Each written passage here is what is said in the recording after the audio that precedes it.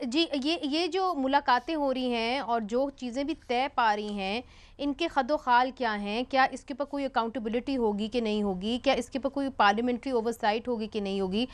राना एहसान अफ़ज़ल साहब, एक परसेप्शन है कि माइंस एंड मिनरल्स का जो बिल है, ये बहुत ज़रूरी है इन डील्स के लिए और इस रिलेशनशिप के लिए जो पाक-अमरीका रिलेशनशिप है। क्या माइंस एंड मिनरल्स बिल जो दोनों सूबों के अंदर खैबर पख्तूनख्वा बलूचिस्तान के अंदर खटाई में पड़ गया है, कितना ज़रूरी है इस डील के लिए और इस रिलेशनशिप के लिए? ये देखिए, इसमें क्लैरिटी होनी चाहिए। किसी भी मुल्क के साथ कोई अलहदा आपकी डील नहीं होती। जो लेजिस्लेशन होती है माइंस एंड मिनरल्स के हवाले से, अगर वो मुल्की लेवल पे है तो उसको नेशनल असेंबली करती है, सूबाई लेवल पे सूबाई असेंबलियां करती हैं। तो ये वो इसी डोमेन में रहते हुए जो मुल्क होते हैं वो इन्वेस्टमेंट करते हैं। और हम तो चाह रहे हैं कि इस मुल्क में इन्वेस्टमेंट आए, जो कि बड़ी खुशाइन बात है कि अगर एक मुल्क ने या उसके सदर ने या उनके उस सेक्टर ने अगर इंटरेस्ट शो किया है इन्वेस्टमेंट का, तो वो इन्वेस्टमेंट कोई कोई सीक्रेट एनवेलोप के जरिए तो नहीं होनी। वो इन्वेस्टमेंट जो आपका लेजिस्लेटिव फ्रेमवर्क है उसके तहत होनी है।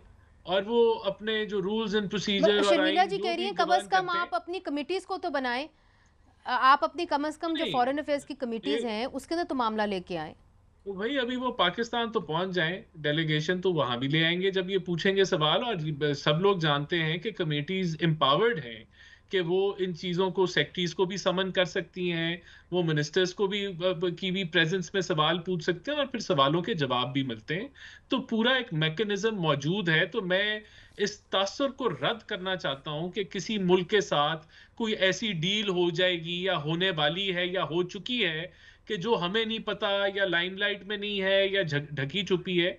जो आपका लेजिस्लेटिव फ्रेमवर्क है उसके अंदर ही बायलैटरल इन्वेस्टमेंट आती है। और जब वो इन्वेस्टमेंट आती है तो फिर सूबे को सबसे पहले पता चलता है और बाद में वफाक को भी पता, वो भी उसका स्टेक होल्डर है। तो अभी कुछ ऐसा हुआ नहीं है, जब होगा तो सबको पता चलेगा। तो ये क्लैरिटी होनी चाहिए।